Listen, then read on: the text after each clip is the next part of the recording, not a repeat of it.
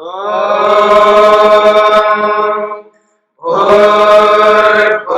स्वः तत्सवितुर्वरेण्यं भर्गो देवस्य धीमहि धियो यो नः प्रचोदयात्।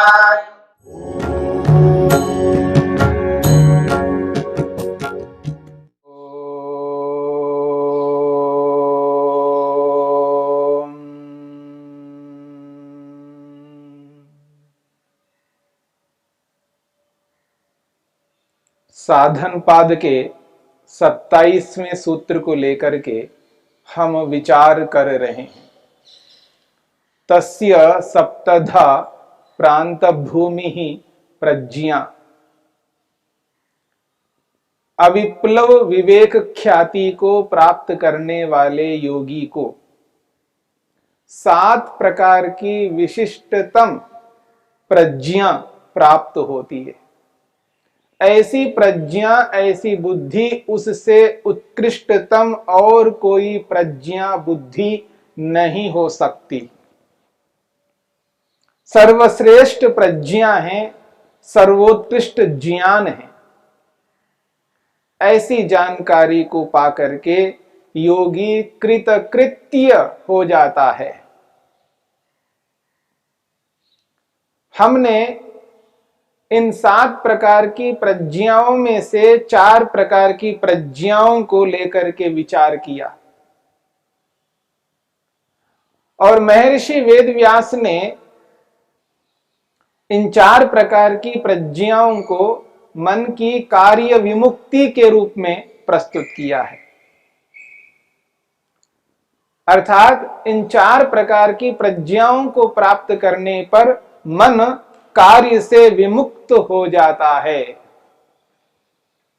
इसलिए महर्षि वेदव्यास ने स्पष्ट किया है, एषा चतुष्टयी कार्य विमुक्ति ही प्रज्ञायाः।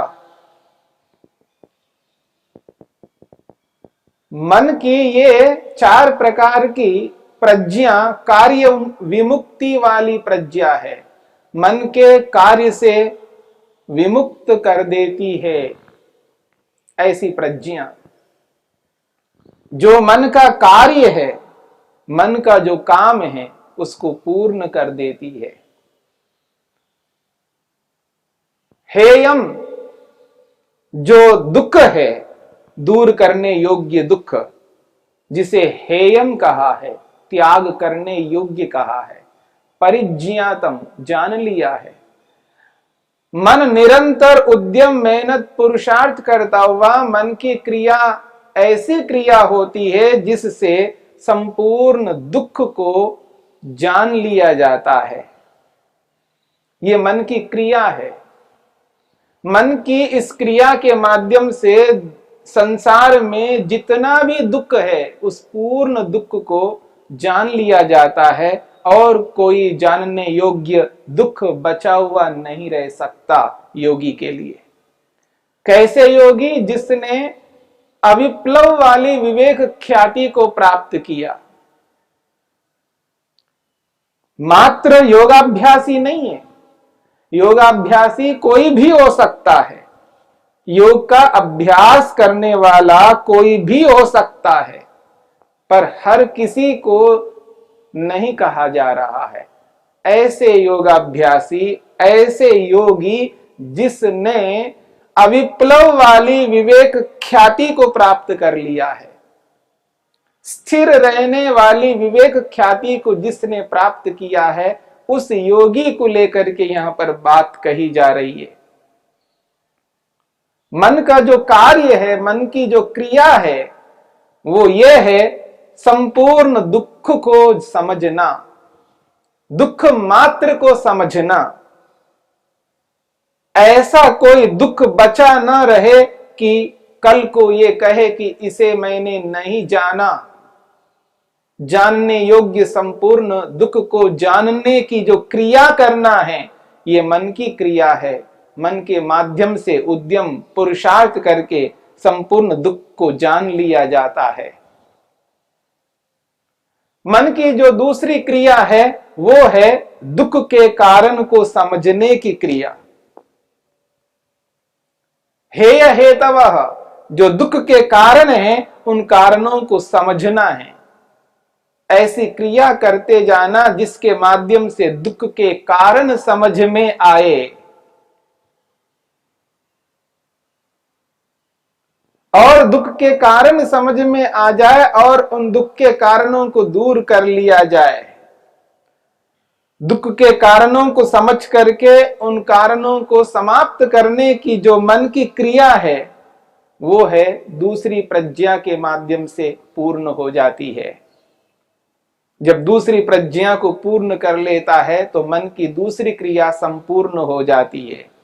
अब दुख के कारणों को समझ भी लिया है और उनको विनष्ट कर लिया है, समाप्त कर लिया है। अब दुख का कारण कोई बचा हुआ नहीं है जिससे दुख मिल सके।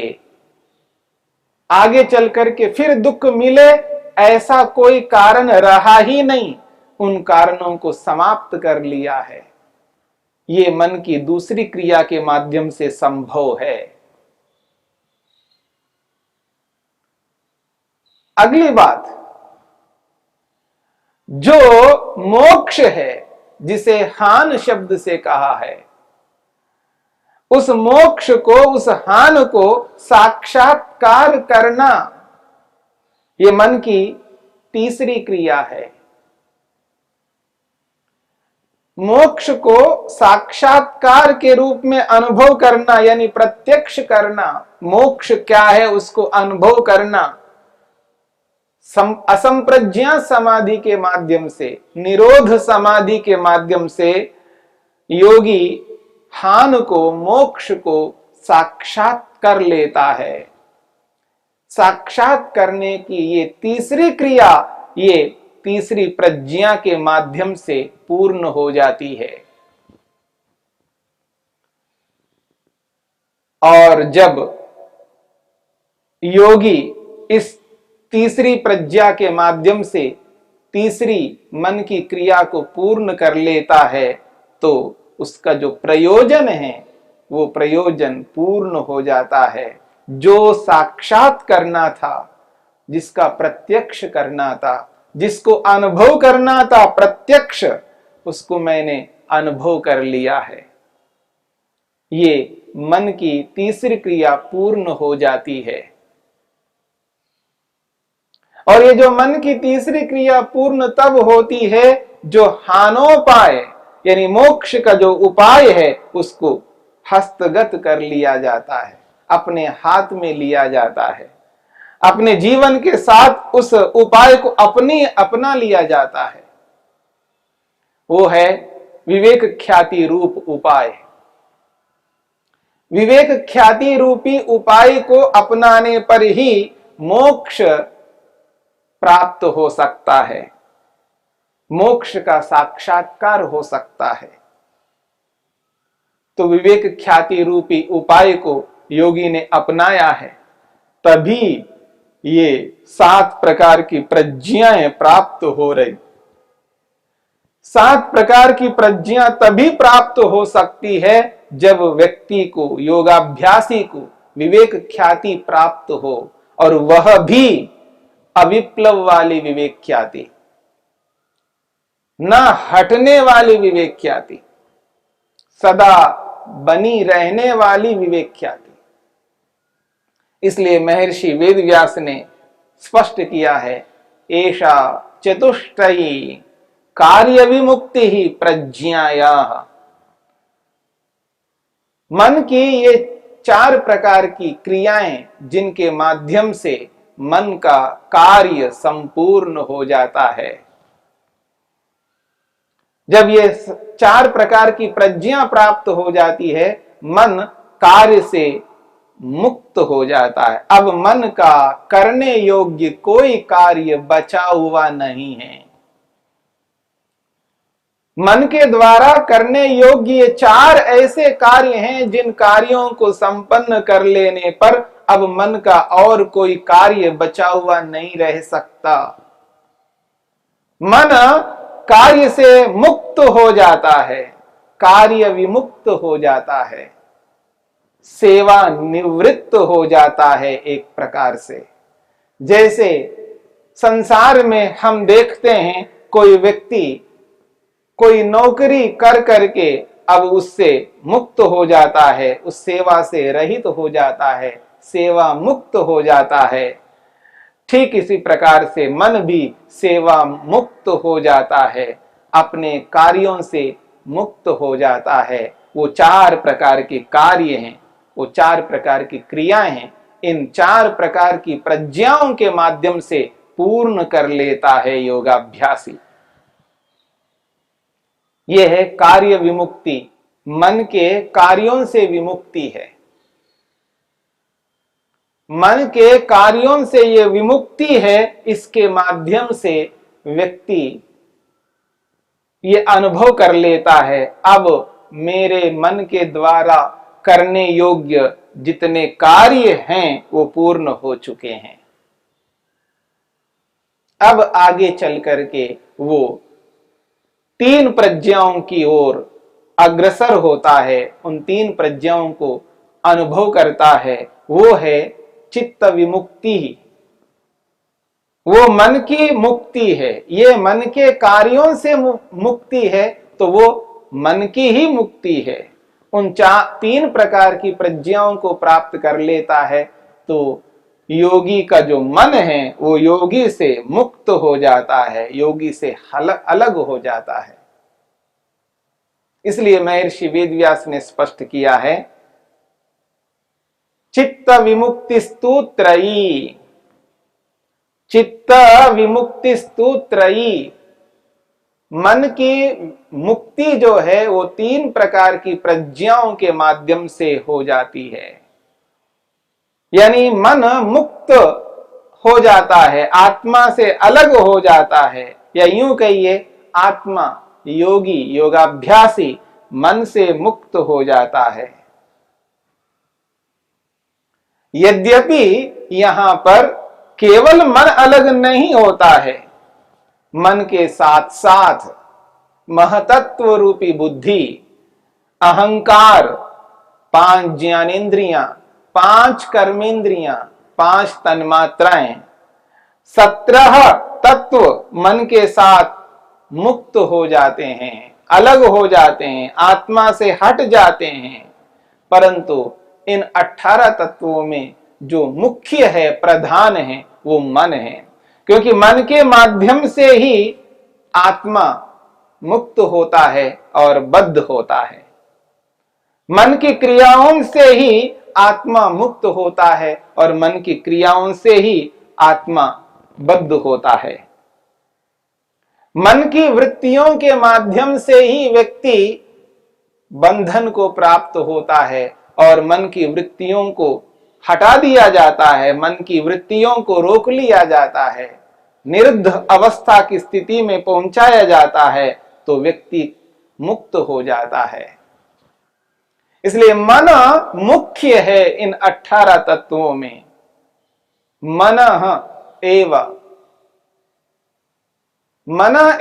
कारणम बंध मोक्षयोः। मन ही एक ऐसा कारण है जिसके माध्यम से आत्मा को या तो बंधन प्राप्त होता है या मुक्ति प्राप्त होती है।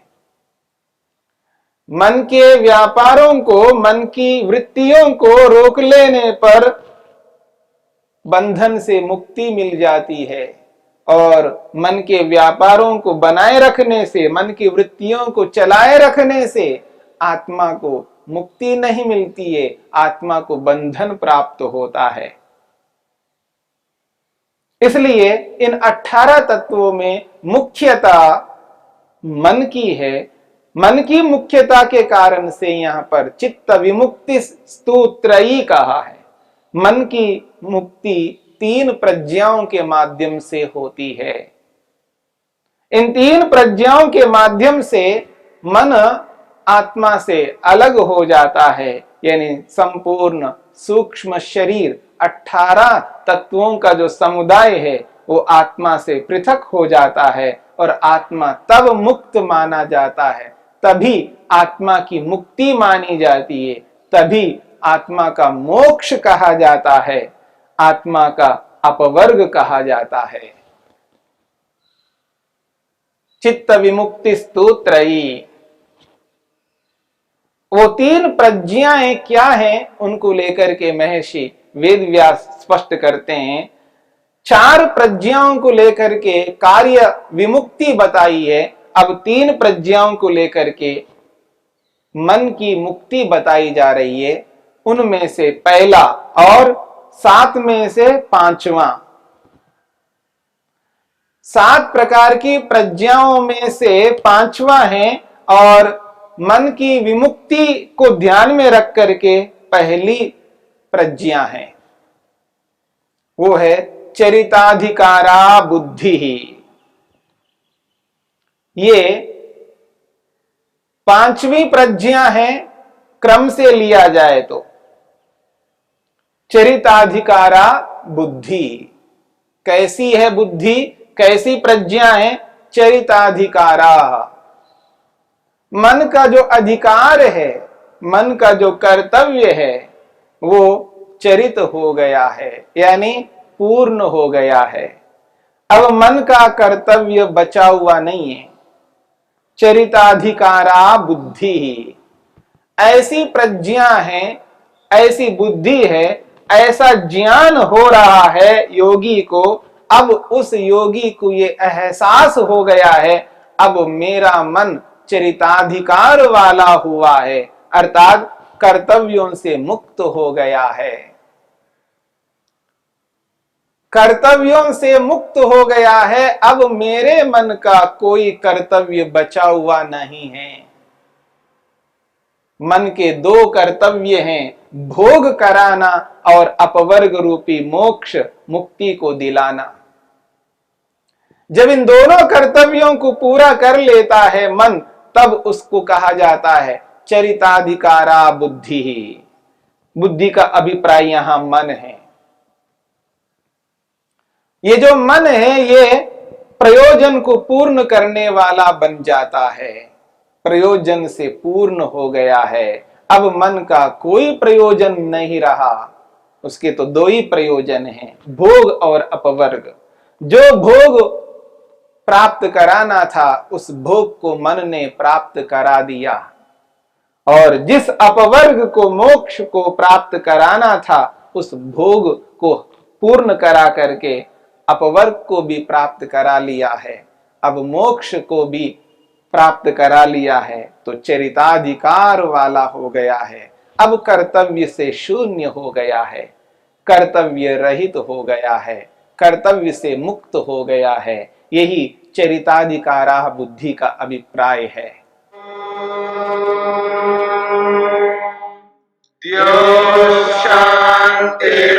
शांतिरंतरिक्षं शांति पृथिवी शांतिरापः शांतिरोषधयः शांतिः वनस्पतयः शांतिर्विश्वे देवाः शांतिर्ब्रह्म शांति सर्वं शांति शांतिरेव शांति क्षमा शांतिरेधि। ओम शांति शांति शांति।